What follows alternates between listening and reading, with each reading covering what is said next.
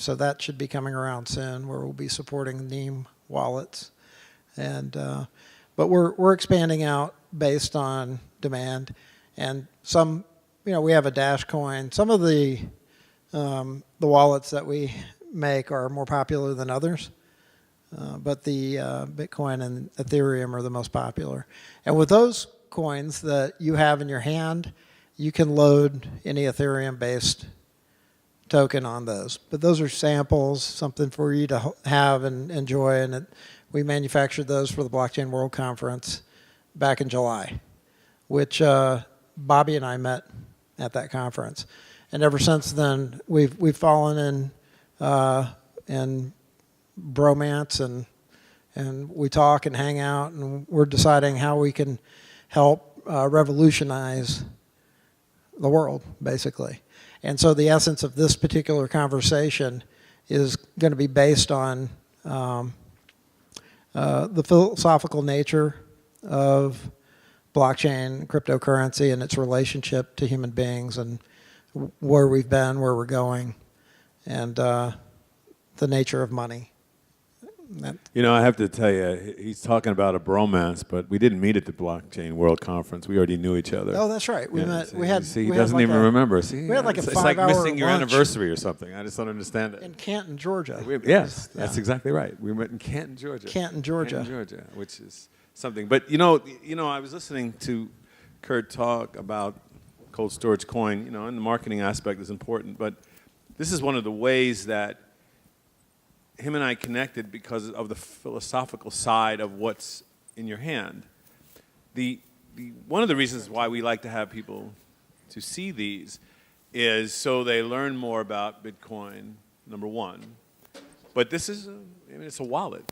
And one of the things that I talk about all the time is, one of the things I try and do all the time is to make it simple for everybody. Now, most of the people who are here, both in this room and in this conference, are more educated into cryptocurrency space and the blockchain space. But this is a tool here that allows for people to understand literally the philosophy and the empowerment of cryptocurrency as a monetary item in the world. Because, as we know, cryptocurrency, Bitcoin, is money. It's just money. And we hear all the talk that goes on in our society and all the worries and things like that, but Bitcoin is just another form of cash. It's a peso, it's a euro, it's a dollar bill. It has its value, like all the other ones do, against each other. But from that standpoint, it allows for people to, not worry about all the talk, all the investment side of things, and it's just a way to do peer-to-peer. And that's something that is very important in both our beliefs, and one of the reasons why we decided to get together and have this conversation is it's a reminder, essentially, of what the original vision was for Bitcoin, why it's so important, and not from the standpoint of rhetoric, not from the standpoint of, privacy, this, that, and the other thing, but the empowerment side of it for me, and I know that it's very important for you. And this item, because we've talked about this, so I want you to, if you will, just talk about how this shows empowerment besides the marketing aspect of it, just the actual use of it and what it's for, in your view. Tell everybody why it's an empowering tool, both the Bitcoin and this wallet, and how it shows them. Okay, well, that the empowerment of cryptocurrencies, I think the important thing to understand is the nature of money in that respect, and how money is used to coerce and control people, and essentially enslave them through taxation and different ways that money can be manipulated for the benefit of those who create money, and that's really been the big struggle in terms of economic freedom. And economic freedom cannot happen with a centralized system. It's just impossible, because the centralized system controls the dynamics of that money, the amount that's in circulation and the interest rates that are involved. So imagine, like in the United States, there's been an undercurrent battle in the U.S. since its inception that we've had 3 central banks in its history, and I don't know how many people know about the economic history of the U.S. and the battle over that for control. But Jefferson eradicated the first central bank, and then Andrew Jackson eradicated the second central bank, and then we had a kind of a coup d'etat in the early 20th century with a group of bankers that went down to the coast of Georgia on an island called Jekyll Island. There's a book called Creature from Jekyll Island, and these bankers wrote the 16th Amendment. And that 16th Amendment gave them the control over the currency, and now the Federal Reserve Bank, which is a private company, issues the U.S. currency, which is now the global currency. And the relationship between decisions that are made by the U.S. government on a global scale, wars, the war on drugs, the prison industrial complex, the war on impoverished people, the war on minorities, all of that is, is funded. Those decisions that legislators make is funded by a fiat currency that has limitless supply. So in terms of empowerment, cryptocurrencies like Bitcoin are not controlled by an individual group entity. And in that respect, it has a decentralized nature to it. And it also is not controlled by individual banks that create a ledger and transfer money between each other. It also is not controlled by a transfer system. So what Bitcoin has essentially done is it's a threefold service. It's not just a digital asset like fiat currencies are, but it's a digital asset that's built on a ledger, and it has its own transaction system. So it has 3 different things going on. An asset, digital asset, that's limited in its supply, vitally important. I know this stuff sounds kind of, it might be redundant for some people, but it's also, in terms of empowerment, having a currency, money is about relationship. It's about communication. It's about human interaction. At the end of the day, money is used for people to relate to one another on some level, and an exchange of services and goods. And best analogy that I can think of is barter system. Yeah, barter system, right? So having and Bitcoin right now is the it was the first cryptocurrency that worked, and it's been under development, or this idea has been under development for quite a long time. It didn't start in 2009. It started in the 90s, maybe even earlier than that with cypherpunks. But the thing about what happened with Bitcoin, and I think this is probably the most important thing, is that governments issue fiat currencies, and they also have mandates that you can't have competing currencies. In the U.S., you can have community currencies, and I might talk a little bit about how our company has created community currencies for different communities in the U.S. legally. Our CEO actually was invited to testify before the U.S. monetary policy hearing on competing currencies because of that, and he called the Federal Reserve Bank a den of thieves on the congressional floor. But he, when we started, I lost my train of thought on that. So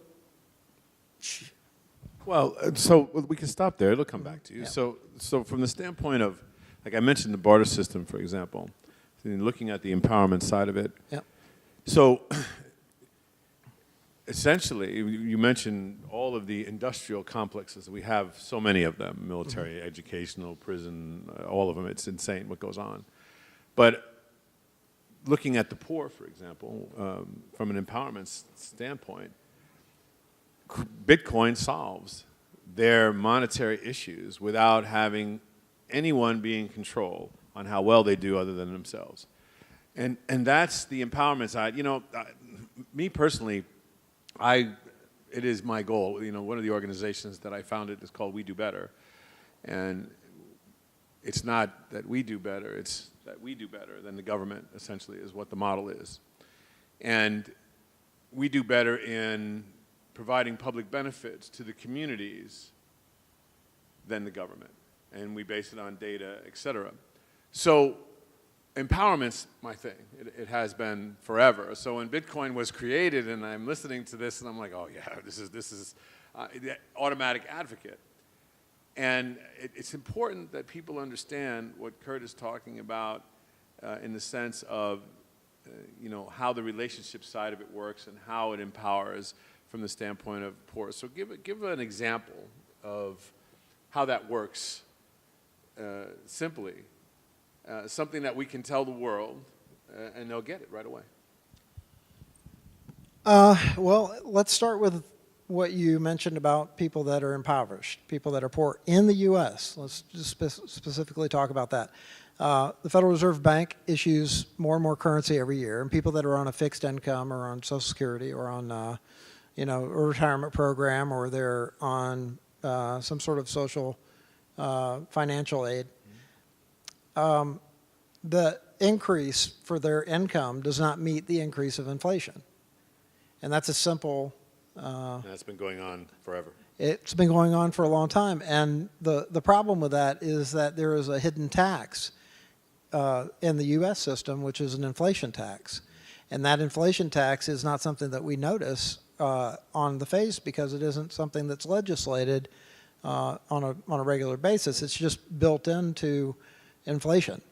So, as there's more U.S. dollars in circulation, the value goes down of the U.S. dollar and the cost of goods goes up. And that's a basic thing. Why does milk go up every year? Why do certain, toilet paper, why does the cost of these things increase? And it increases because the money supply is being manipulated. So the people that are on a fixed income, if somebody's making $1,500 a year, I'm sorry, a month, on retirement, it's going to be a struggle for them in a few years because they're just not making enough to live on because of inflation. Deflation is the real empowerment here.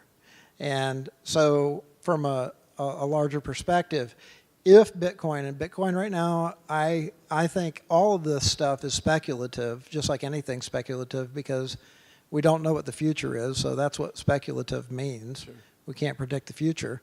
But if Bitcoin becomes a universal currency, the volatility of it will level out because there will be mass wallet adoption at that point. Well, you mentioned taxes, for example. So everybody, I'd just like you to think for a second, how many things, the cost that everybody in this room has just to have their money, just to use your money. Forget even the taxation side of it. Just look at bank fees. I was thinking about this the other day, looking at gas stations. One of the things that annoys me is if you go down the street, the gas prices are 13, 15 cents. Literally, you're down the street. And then you get to think about all the fees that are involved.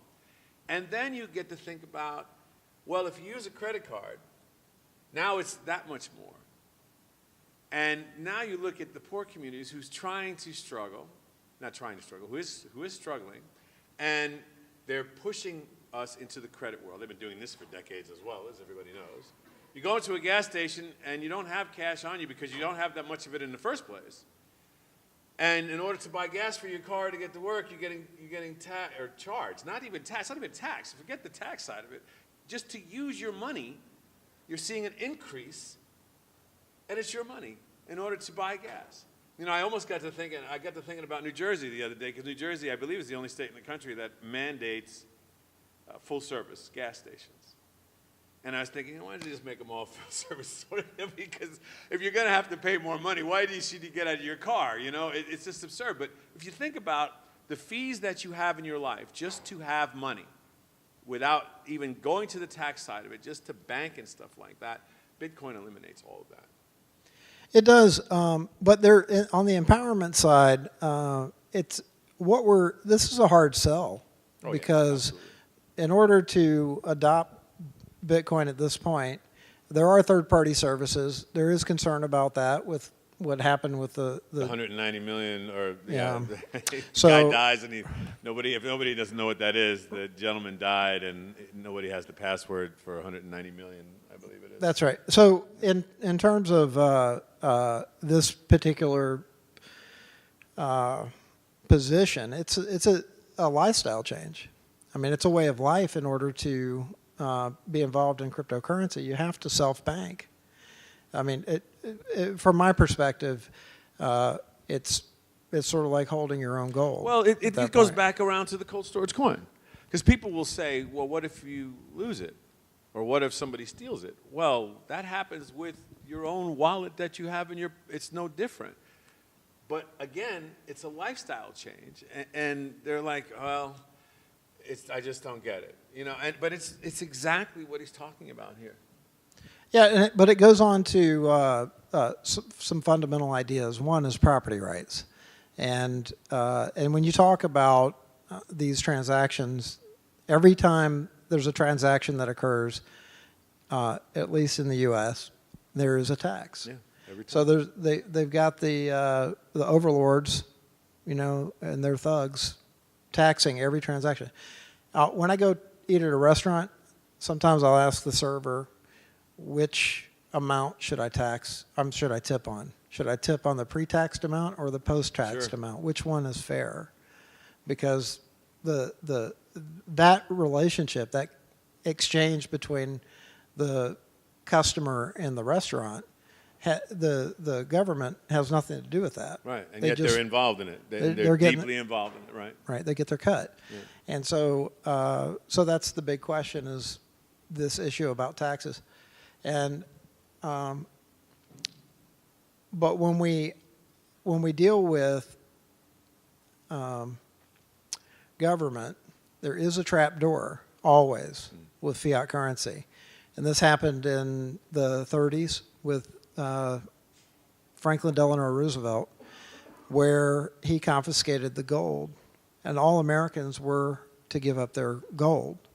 And there were a lot of Americans that didn't give up their gold, and they were put in jail, or they were fined Well, an extreme amount of money. It's a great example. Yeah. Moving away from the United States for a second, if everybody's paying attention to the politics, not every, as much as we can stomach it. So the United States just advocated to London to not give Maduro in Venezuela his gold that he owns. I mean, regardless of how you feel or don't feel about a particular person, you were talking about property rights, essentially.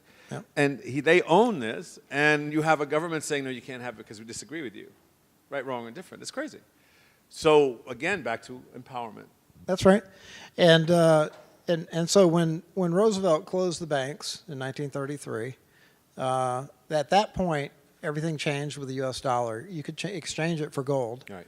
Until he outlawed ownership of gold Right. by American citizens. This is in the United States. Yeah. This. Well, we have indefinite detention here, so we have a lot of funny things going on in this country that a lot of people don't realize. So yeah, I get it. But it's a fundamental question of property rights. Do you own your property, or can the government seize it? And does Bitcoin empower individuals to not be forced to give up their wealth? And that's a And great how word does that for work? cryptocurrency, because there is a lot of discussion about force in crypto and in blockchain. And I would say to you that this is the anti-force, without a doubt. That's right. And so the thing that I'd forgotten about, which I think is the most interesting thing about this whole deal, why is everybody sitting in this room? Why are you here? Why are the people that attend these conferences attending the conferences? What is the whole purpose of this whole deal? And what is it that motivates everyone? And I think that that's really the key question. Is it the technology, or is it the reason for the technology? Right. And in my case, it's freedom. Yeah.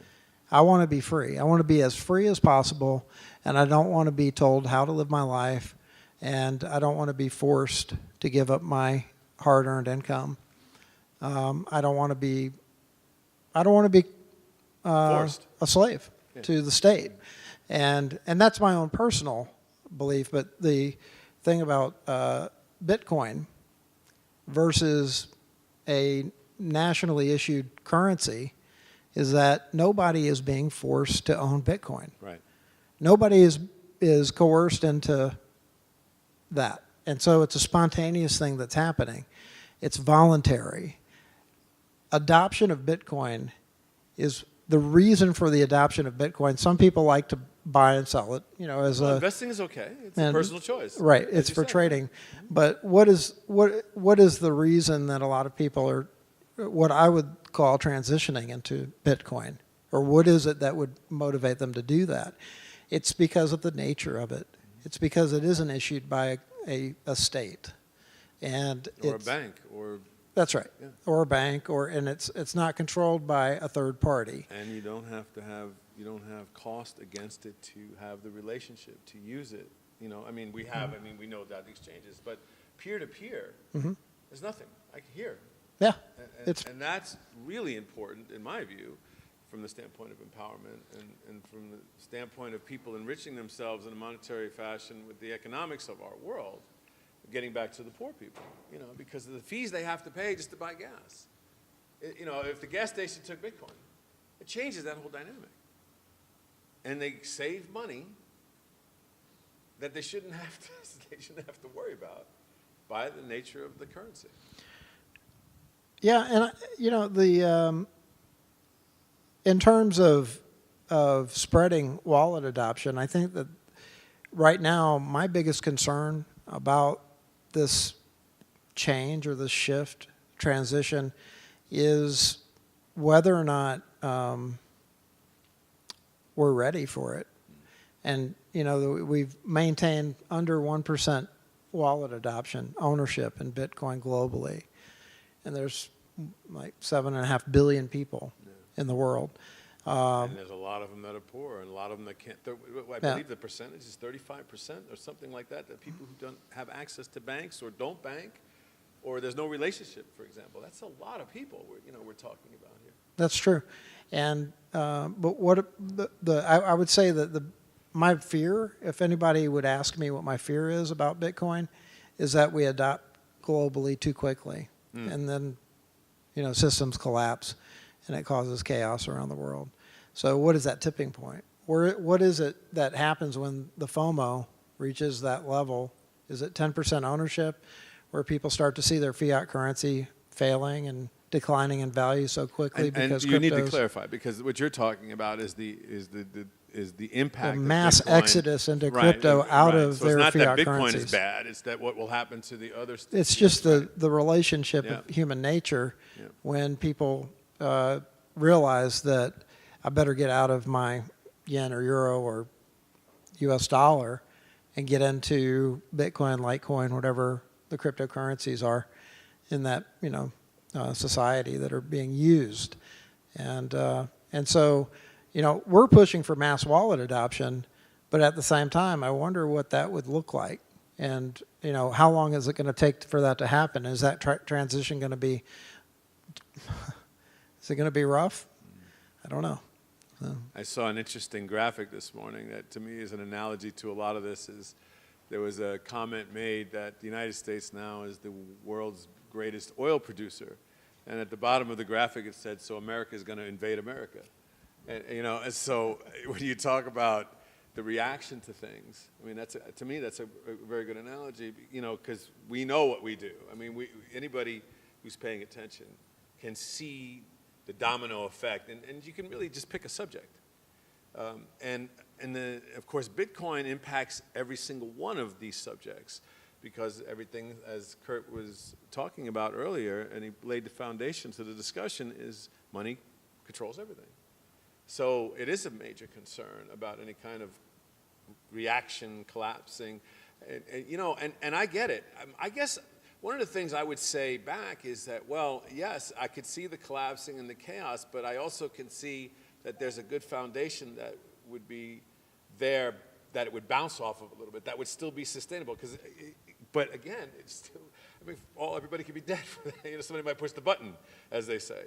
But from a monetary standpoint, there still would be a base that would be able to withstand anything on that side, which is a good thing, of course. But chaos is. What did Brandon Stark say? Chaos is a ladder. Well, I would say that the true chaos is what governments do to individuals. Yeah. And usurping their freedom. Yeah. I mean, that's the real chaos. That's the violent nature of government is the underlying impact on individuals, and it doesn't matter what government it is. That collective idea that this particular group of individuals know what's best for everybody else, for me is a dangerous notion. But it's only capable if you have a fiat currency that they force everyone to use.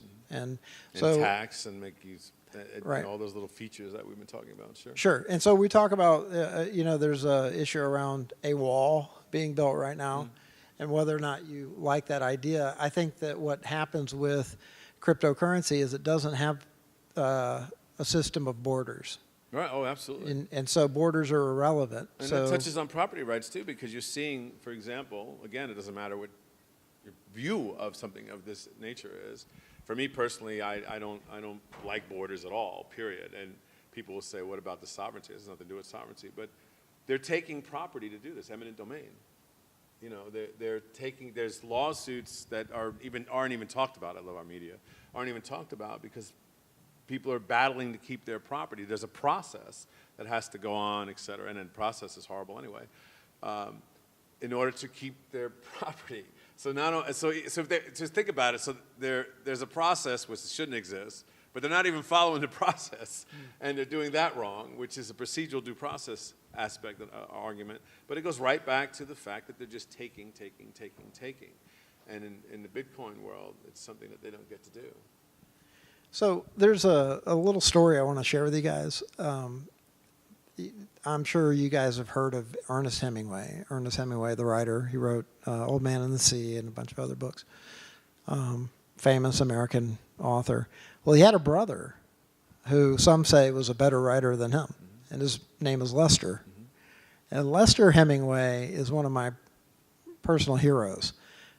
He started his own micronation under a treaty called the Montevideo Treaty, which Montevideo, Uruguay, is what it's named after. And under the Montevideo Treaty, anyone in this room can start their own nation. And all you need is a mass in international waters, like a land mass, and some bat guano, and then you're good to go. And you can create your own country. And so that's what he did. Lester Hemingway took a bunch of rafts and pieced them together, anchored it down with a Ford engine block, and outside of Jamaica, just in the international waters. And then he created his own stamps, and he created his own currency. And what he did to make his own currency is he scavenged the bottom of the ocean, got the bottle caps and shells and rocks, and he called that scruples, because he felt like rich people needed scruples too. And that's the story of Lester Hemingway. And so he created his own currency, and basically, I mean, it was a thriving 8-person nation until a hurricane, swept it away.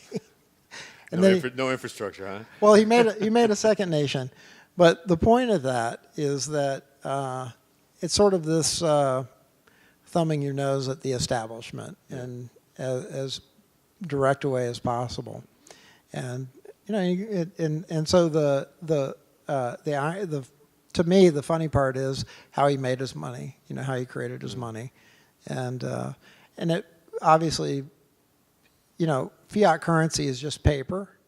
And what people who don't understand anything about cryptocurrency is that we're already using digital currency for the most part. All the time. The paper manifestation of it is a representation of the digital asset that is the U.S. dollar or any other And another government. way that you're charged to use your money, of course, by the banking system and by the government. Right. So we're already using digital currency. So the transition should not be difficult to understand.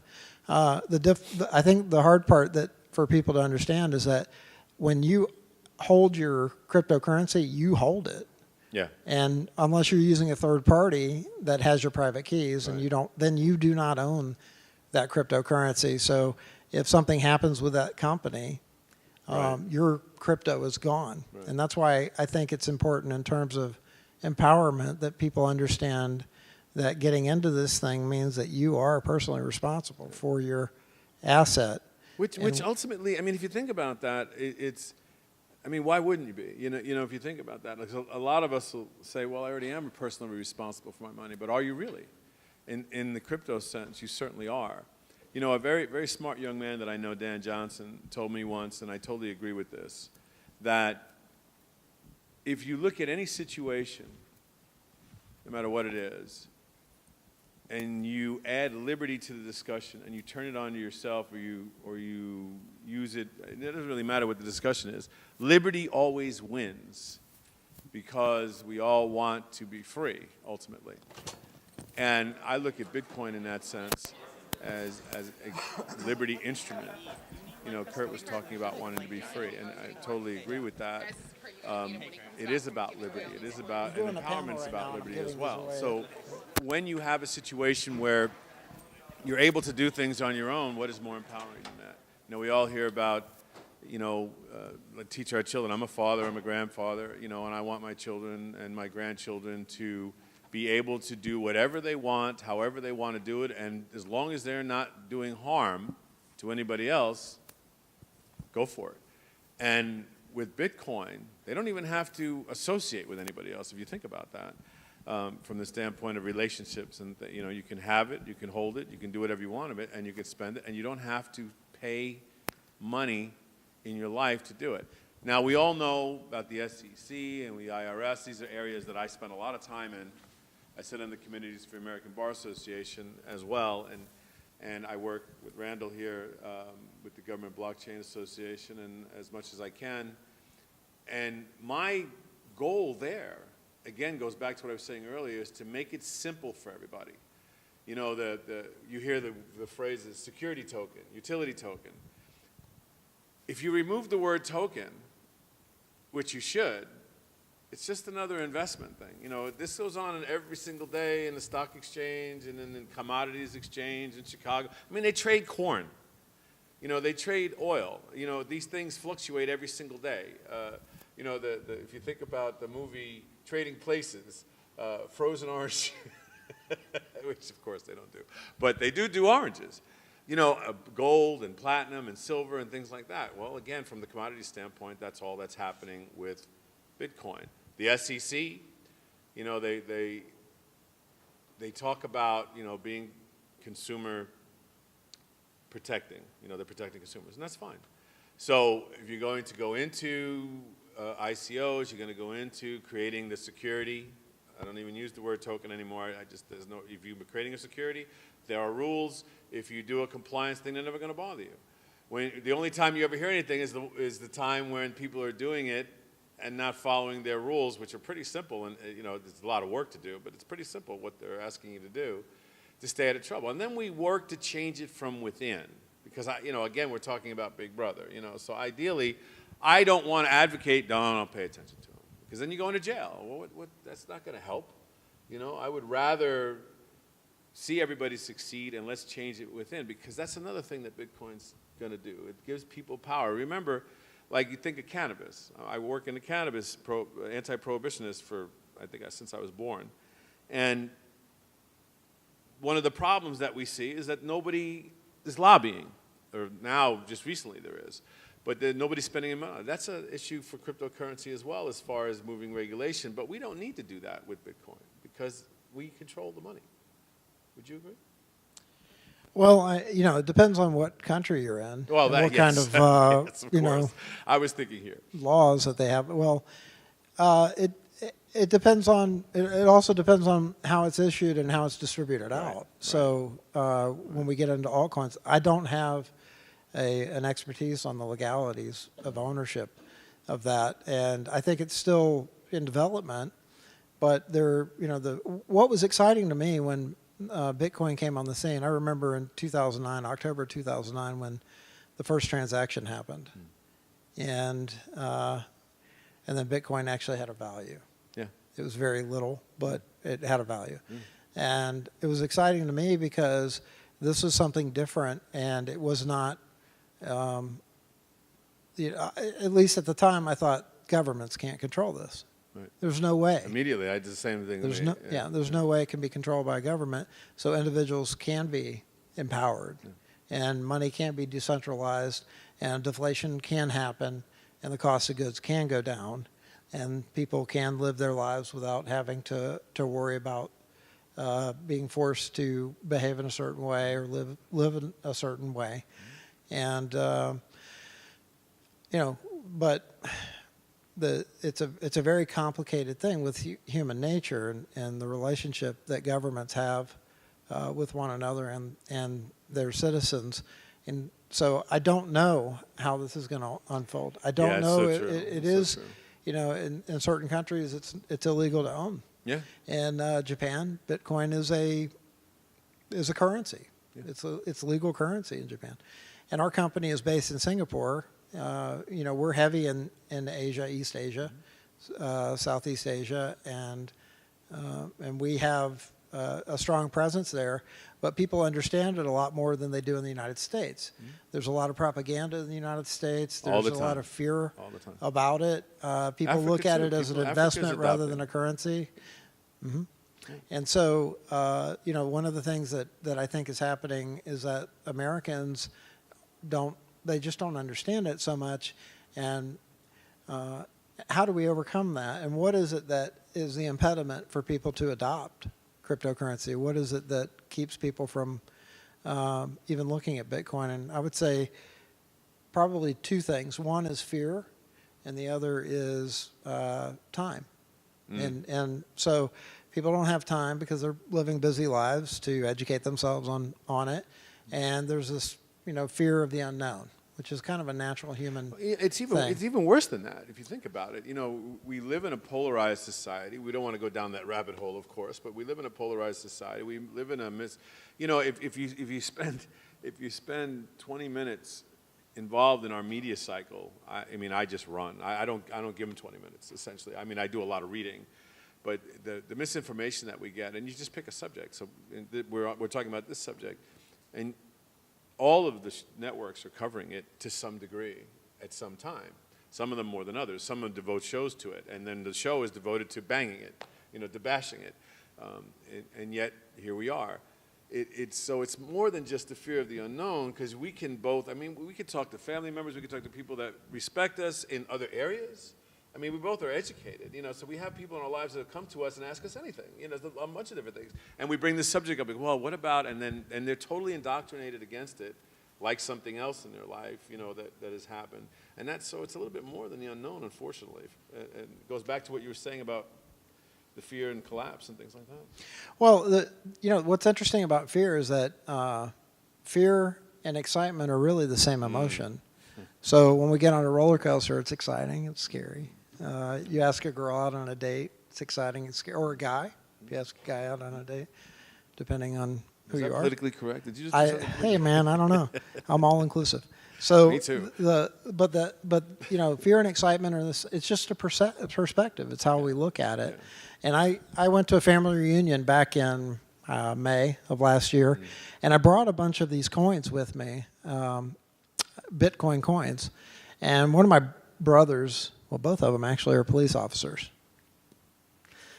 and one of them said to me across the dinner table, we're being trained to deal with your cryptocurrency criminal world, and I just wanted to let you know that. The dark web.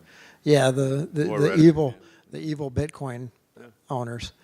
And I said, well, that's interesting, because I had a bunch of these, and what I had done was written the name of each family member on the back and how much I had loaded onto the coin. And then I handed them out to everyone about an hour later. And it's as if I had just given everybody tickets to the circus for the first time, and they're seeing, clowns and fire breathers and trapeze artists and all the excitement of going to a circus for the first time or whatever. And they started to reverse learn. What I had done was bypassed the time and the fear, and the effort that they don't have to get an education in blockchain technology or any of that kind of stuff, and they just started reverse learning on their own. Everybody downloaded a hot wallet, and they started asking questions about how do you buy it and what do we, yeah, it was exciting. Learn. And it was a simple way to spread wallet adoption, and suddenly we had a new group of people. And guess who came up to me and was sitting right next to me asking me all kinds of questions. How do you download a hot wallet? Can you transfer some Bitcoin to my hot wallet? My brother, my 6'4" cop brother, So and then I'll tell you. about an hour later, he comes up to me and he puts his arms around me and gives me a hug. And I'm like, what are you doing, man? And because we don't do that. And he says, listen, I want to thank you for giving me and my family Bitcoin, because he has 3 kids and a wife. And he said, I'm going to put this in my safe and I'm going to learn about it. And I'm sorry for, busting your chops earlier. And I said, that's just what we do. Yeah. And he says, but I have one question for you. Why did you give Mom more Bitcoin than me? And I said, because I love her more than I love you. And that was, Mom's but it was always just, number one. Yeah, but it's cool because what happened is he is programmed as a police officer to look at this in a certain way. He's government. Right. Policy. And exactly. But this just eliminated that. It melted it away because it's a physical coin, which people identify money with something physical. And it's it's a way to have physical cryptocurrency. And so in terms of fear, it really doesn't take much to convert that into excitement. Well, I give you an example of something that happened last year. So I was working on a political campaign for Attorney General of Kansas. And the candidate has cryptocurrency. And of course, anything that I'm involved with, that I advocate, whatever the subject is, I go down the list. So when the website was created, we put the Bitcoin wallet on it for donations from cryptocurrency. So as it turned out, in December, the Secretary of State's office in the state of Kansas decided not to let Bitcoin be used as part of the campaign donations because they said, and this is really important to give you an idea how government works and misinformation. So they said that they don't want any anonymous money coming in, so they eliminated Bitcoin being used as a donation. Now, the reason that it's important, and I emphasize this, is because the rules on how donations are taken are established by the state, not established by the person who's donating the money. I don't care what you're donating. You could be donating a car. It doesn't matter. Bitcoin is just another form. You could be donating whatever. So the state is the one that says, okay, if you're going to donate $200, you have to do this. $5, you have to do this. So for them to say that we can't have this because we don't want anonymous donors is absurd, because you could do that with any money. It doesn't matter. So they've eliminated a whole class of individuals that would want to see somebody be Attorney General who supports for the reasons that we talk about, to let freedom reign. And they didn't let it happen at all. And that is a great example. I always use that since this happened. This was just this last election cycle, and she still got 400,000 votes, damn it. But yeah, it gives a great example of how the government lied. That whole thing is manipulation, because they create the rules and then they say, well, we're not going to do it because of the rule. It's absurd. We have just a few minutes left. Does anybody have any questions? Oh, yes.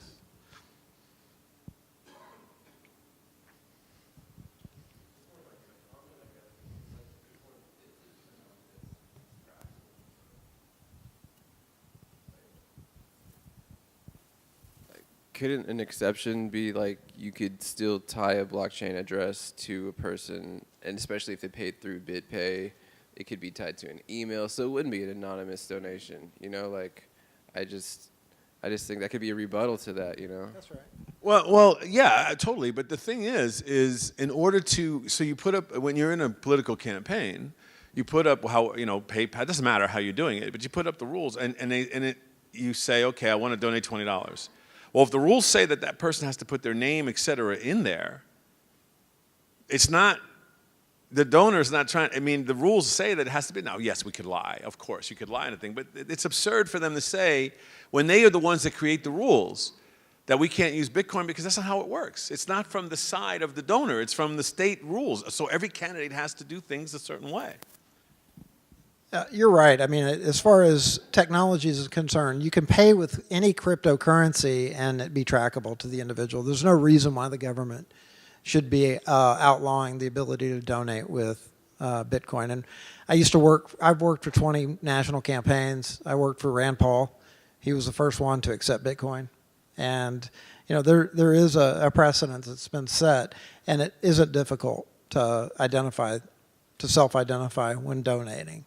That happens all the time. But we did the money bombs for Ron Paul back in 2007 and on, and we would have the money bomb marathons, and people would donate, and their names would come up, and it was funny. The names, they were all fake. Very creative, like "F you government" type names and stuff like that. It was a lot of fun back then. And so, anybody can put whatever they want into what their name is when they're donating with a credit card, but it's still tied back to them. There's a way to do that with technology and identification. Any other questions? I know this is an exciting panel.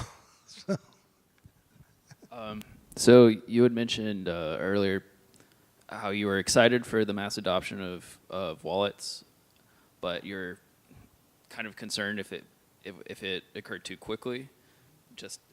My interpretation was because that might be seen as a threat to any government or any fiat currency, I guess. So by extension, government.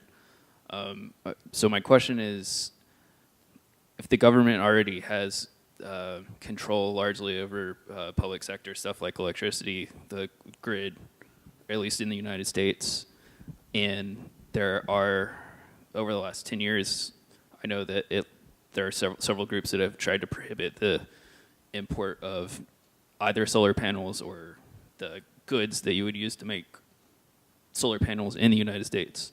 So I don't know if that's a conspiracy that just occurred in my head, or if that's actually something that is actually a threat to a mass adoption at one point. But I don't know if you see where, I think I'm kind of losing the train trying to put that together. But how do you face off with a government that has large control over I see a parallel between FDR taking gold and the United States government taking control of the electricity which we would need to access or create coins or any other kind of blockchain from. Yeah, so I don't know if this is an us versus them thing in terms of my concern. It's more of how it's going to affect individuals. And in a transition like that, it's a herd mentality. So, for instance, Weimar Germany, when inflation was going out of control and people had wheelbarrows to go buy bread, wheelbarrows full of money to go buy bread, because the value went down. So that's the thought process there is that. But in terms of the control over energy, that could be that's a whole subject in and of itself, and that's a really important aspect. So in terms of this transition, how does it affect governments? What is their ability to deal with that? And that's where the chaos, we don't want that kind of chaos. We want this transition. I would like to see it be a slow transition of wallet adoption, just because of the adjustments that are going to have to be made by, the energy sector is a perfect example of that, and how governments would react to that. Also, military control. That's another thing that's a scary part of this whole deal. And so we don't know how it's going to play out. I would say to you, just real quick, decentralization, period, is an issue, which is, and I work in the energy field a lot and with disaster relief, and decentralization is always going to be an issue to some degree with the government, and of course Bitcoin is a huge part of that. check out Thomas Massey, Congressional Representative Thomas Massey in Kentucky, about the solar panels thing. It's an interesting thing, that the battle going on there. And he's got an interesting perspective on Twitter, since you just mentioned the solar panel thing. And he's a solar panel guy, but he's also a Republican, and he doesn't believe in mandating solar panel energy because of the flaws in the technology and the inability to heat your home in the winter and cool your home in the summer with solar panels. But it's a flaw in the technology in terms of battery power and that kind of thing. But that would be an interesting thing to explore. All right, guys, we're going to get ready for the next talk. Round of applause for Bobby and Kurt. Thanks, guys.